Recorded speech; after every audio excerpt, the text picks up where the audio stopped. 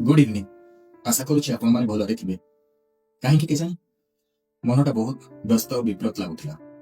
भाबिली मो सहित घटी जाइथिबा सेही घटनाटी जोटा मो मन को बहुत व्यस्त और विब्रत करि पकोछि आपण मानक सहित शेयर करनिबी। ये तो मनटा टिके हल्का लागिबो।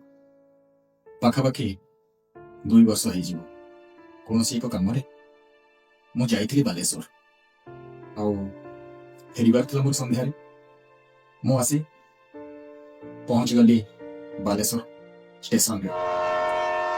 आउ सेठी जानिबा को पाइली मु जो ट्रेन रे फेरुची सेटा पाखापाखि 2 घंटा लेट अछि। माने 9टा रे बालेश्वर स्टेशन छाड़िबो। कोन करिबे एते समय चारियार टिके आखि बुले देखिली। संध्या समय बालेश्वर स्टेशन रे एते गहली भी नथिला।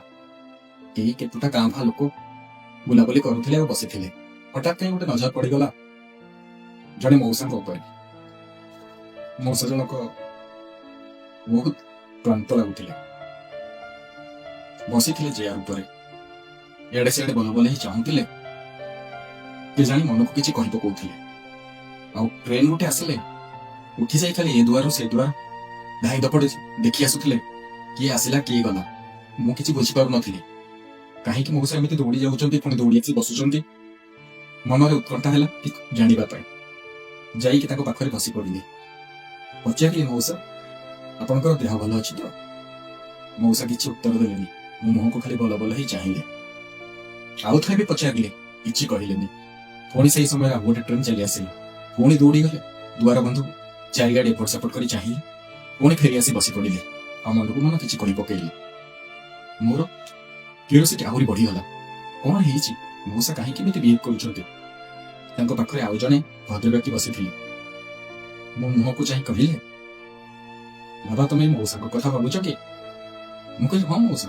मौसा काहे केमिति होउछंती?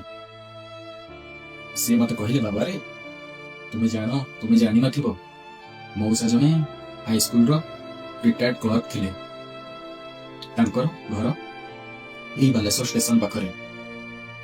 स्वामी स्त्री 2 जण आ पिलाटी तांकर थिला। भारी सुखर संसार। स्कूल रो रिटायरमेंट नेला परे निजर किछि रिटायरमेंट पैसा जहा मिलिथिला आ पुओ चाकरी जहा देइथिला पैसा ताकू मिसेई गोटे भल घरटी करिछि बालेश्वर बाजार पाखरे।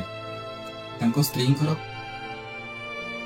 2 वर्ष तळर कथा कहूछि। स्त्रींकर देह ए सेतिकी भल रहु नथिला। फिर भी 2 जण भारी खुशी रे रहउथिले। कारण कोन ना पुओटी को पाठ पढाई बड़ मनीष करिसंती। गोटी बांगालोर रे गोटे भल सॉफ्टवेयर कंपनी रे चाकरी करिछि। आ तार बाहागर मध्ये ठीक ही जाइछि। आ तांको बहु सेही बांगालोर रे पुअर ऑफिस रे चाकरी करूछि। आ पुअर गोटे चित बापा बों को देह तो भल रहुनी बुढ़ा बुढ़ी हे गलेनी।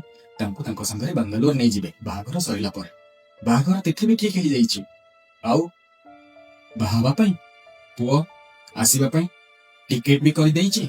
आउ मनरे बहुत आशा आकांक्षा बुढ़ा बुढ़ींकर आउ पुअर जे एते दिनर कष्ट परे पुणी से बापा बों को आखिरे सुख देखिबो शांति देखिबो। बापा बों को पाखको नै जिवो। बापा बों को मध्यरे मध्य अत्यंत उत्कंठा। बापा बो सोइला बेले कथा होंती अरे सुनुच आमे गां छाड़ी बांगालोर जिबा सेठी पुओ पाखरे रहिबा। तमे कोन गां गहली चलनी छाड़ी सहर चलनी रे निजको खाप खोई परिबो? बो भी कहूची काहे कि नहे जदि किछि भूल हबो मो बहु मते सिखै दबनी। आमे निश्चय खाप खोई चली परिबा। आगु को कहबा पई तुम धैर्य आउनी। बाहागर ठीक हेइचे जून मास 2023 मसिया रे। गोटे मास पूर्व पुओ फेरी आसुची घर को। काहे के ना बाहागर पई बहुत गुडा अरेंजमेंट करबा को पड़िबो। बापा बो एकुटिया तो पारिबो तांको मते सहयोग करबा को पड़िबो। बापा बो बहुत उत्कंठार सहित पुअर फेरिला बाट को चाहि बसचंती। हेले विधाता तांकर सुख होते सही पारिबी। पुओ फेरिबा को आउ किछि मिनिट बाकी अछि। बाहानगरे घटिछि बहुत मर्मतुद दुर्घटना। बेंगलोर आसीथिबा ट्रेन टी लाइन च्युत होइछि बाहानगरे।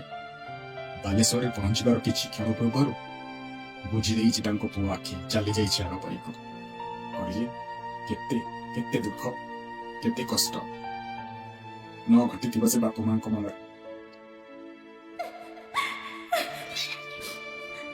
ବହୁତ ଦୁଃଖ କଷ୍ଟ ଯନ୍ତ୍ରଣା ଭିତରେ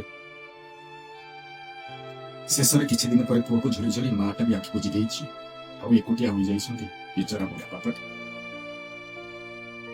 ସେ ବି ଧୀରେ ଧୀରେ ମାନସିକ ଭାରସାମ୍ୟ ହରାଇ ବସିଛନ୍ତି। ଓଳିଏ ଖାଇଲେ ଓଳିଏ ଖାଉନାହାନ୍ତି। ଯାହା ପାଖ ପଡ଼ିଶା ସାହି ଗାଁ ଲୋକ ଡାକି କେତେବେଳେ ଖୁଆଇବାକୁ ଦେଇ ଦଉଛନ୍ତି ତ ଭଲ କଥା, ନହେଲେ ଖାଇବାକୁ ପଚାରେ ବାକି ସବୁବେଳେ ବସିଛନ୍ତି ସେଇ ଷ୍ଟେସନର ଚେୟାର ଉପରେ। ଚାହିଁ ବସିଛନ୍ତି ସବୁକୁ, ଟ୍ରେନ ଗୁଡାକୁ। ମୋ ପୁଅ ଫେରିବ, କୌଣସି ନା କୌଣସି ଟ୍ରେନରେ ତ ଫେରିବ। ମନ ଭିତରେ ବୋଧେ ଏଇଆ ଚାଲିଛି, ନହେଲେ ବୁଢା ବାପାଟା କାହିଁକି ଷ୍ଟେସନରେ ଏମିତି ବସିଥାନ୍ତି କହିଲେ? କେତେ କଷ୍ଟ, କେତେ ଦୁଃଖ। Really, how uncertain and unpredictable life is.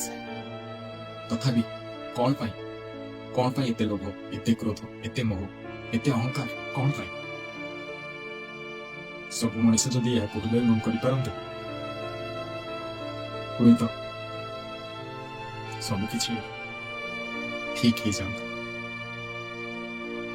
କାହିଁକି କେଜାଣି ଏ କଥାଟା ଭାବିଲା ବେଳକୁ ମୋ ମନଟା ସବୁବେଳେ ଭାରାକ୍ରାନ୍ତ ହେଇଯାଏ, ଆଖିରେ ଲୁହ ଜକେଇ ଆସେ, ବହୁତ କଷ୍ଟ ଲାଗେ। ଆଉ କହିବା ପାଇଁ ହୁଏତ ମୋ ପାଖରେ କିଛି ଭାଷା ନାହିଁ। ରଖୁଛି। ଜୟ ଜଗନ୍ନାଥ।